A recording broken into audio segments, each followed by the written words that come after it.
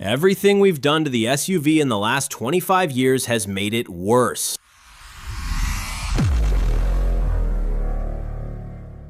I know that sounds like a strong statement, and it is, but stay with me because by the end of this video, I think you're going to agree. The SUV was supposed to be something specific. It was supposed to be capable, practical, accessible, something that could take you to work on Monday and up a mountain on Saturday without complaining. It wasn't supposed to be a status symbol. It wasn't supposed to weigh as much as a small tank. And it definitely wasn't supposed to cost more than most people's annual salary. At some point between 1984 and today, we lost the plot. And the car that best proves that point is one that most people either remember fondly or have completely forgotten. Jeep Cherokee XJ. This is not a review. This is a story about what the XJ got right, what the industry chose to ignore, and why replacing it with what we have today was, in my opinion, a genuine step backwards. Let's get into it. The Jeep Cherokee XJ was born in 1984, developed by American Motors Corporation, AMC, at a time when the SUV as a concept barely existed. Before the XJ, if you wanted something that could go off-road and still carry your family, your options were either a proper truck-based beast like the full-size Wagoneer, or something so agricultural that you wouldn't want to drive it every day. AMC decided to do something nobody had done before. They built the first compact four-door SUV in history, not a truck with a body bolted on top, an actual uniframe, what we'd now call unibody, construction where the body and the frame were integrated into a single structure. That was a revolution. Every modern SUV you see on the road today, every crossover, every soft-roader, they all exist because of what AMC figured out with the XJ in 1984. Chrysler acquired AMC in 1987, took one look at the Cherokee, and made the very smart decision to leave it almost completely alone, because it was already that good. The XJ ran for 17 years, from 1984 to 2001. You don't keep building something for 17 years unless it works, and the Cherokee worked. It worked brilliantly. But here's the part that really matters, and most people still don't fully appreciate. So let's look at the actual numbers. Let's start with size. The Cherokee XJ in its 5-door version was 424 centimeters long and 179 centimeters wide. That's compact by any standard. It had a wheelbase of 258 centimeters, which gave it a surprisingly usable interior despite the small footprint. You could park it anywhere. You could thread it through forest trails that would stop a modern SUV dead. Now look at the weight. Depending on specification, the XJ weighed between 1,420 and 1,540 kilograms.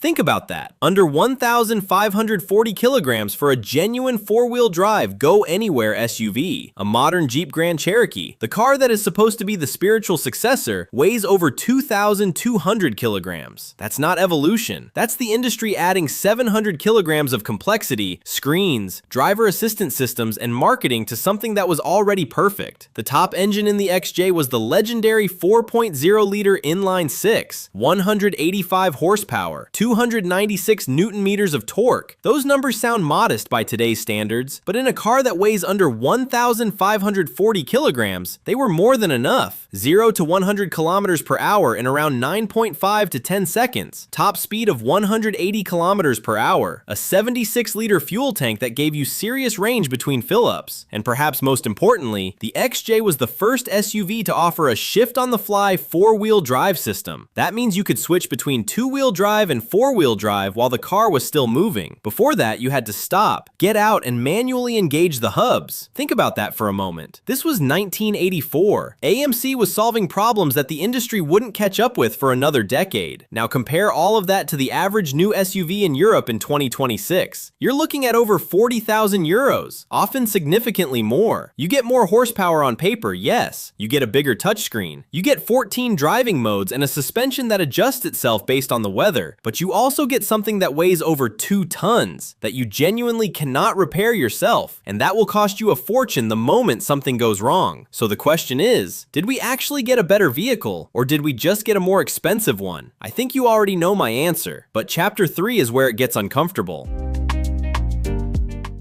Let me be direct about this. When the XJ was discontinued in 2001, we didn't just lose a car. We lost a philosophy. We lost weight. The XJ under 1,540 kilograms wasn't just a number. It meant the car could float over terrain that would bog down something heavier. It meant better fuel consumption in real-world conditions. It meant that the engine didn't have to fight the car's own mass before it could move you forward. Every kilogram you add to a vehicle is a compromise. And we have been adding kilograms relentlessly for 25 years, pretending that technology makes up for it. It doesn't. We lost repairability. The XJ has one of the most dedicated owner communities in automotive history, and a huge part of the reason is that you can actually work on it yourself. The 4.0 inline 6 is one of the most approachable engines ever made. No turbos to fail, no complex direct injection to clean, no hybrid battery to worry about. A competent amateur with basic tools could keep an XJ running indefinitely. Try that with a modern SUV and you'll be told you need a specialist diagnostic computer just to check the oil.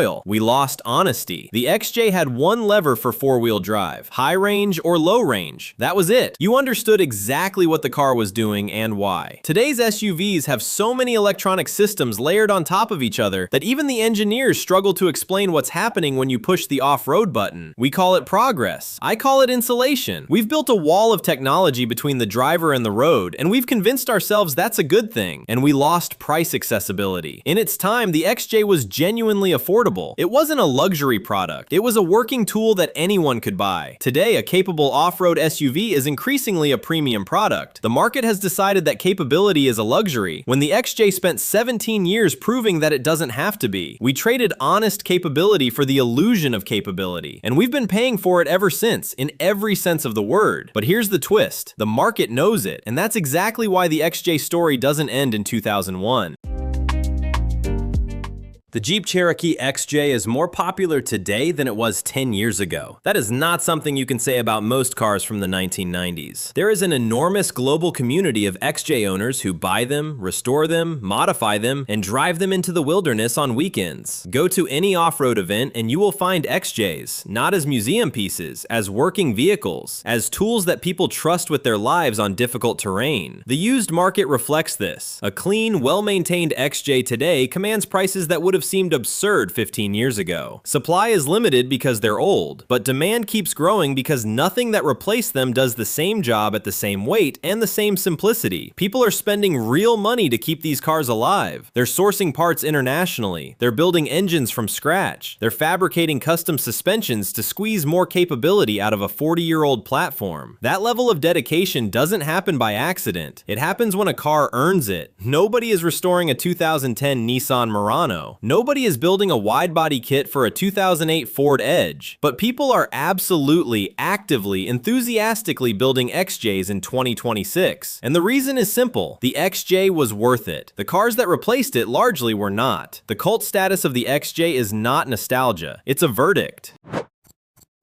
Here's where I land on this. The Jeep Cherokee XJ was not a perfect car. It had rust issues, the interior was basic, the on-road dynamics were never going to win any awards. But it was honest. It did what it said it would do, for as long as you wanted it to, at a price that made sense. We replaced it with something heavier, more expensive, more complicated, and in many real-world off-road situations, less capable. We did that in the name of progress, comfort, and safety. And I'm not saying those things don't matter, but somewhere in that process, we stopped asking whether the car was actually better and started asking whether it felt more premium. The XJ knew the difference. I'm not sure we do anymore. So here's my question for the comments. If Jeep released a new Cherokee XJ today, same size, same weight, same simplicity, same price point, would you buy it? Yes. Say it again. Yeah. I genuinely want to know because I think the answer says a lot about what we actually value in a car. If you enjoyed this video, subscribe for more stories about the cars we've forgotten, the decisions we got wrong, and the machines that were better than we gave them credit for. The next one is coming soon, and it's another car that deserved far better than it got.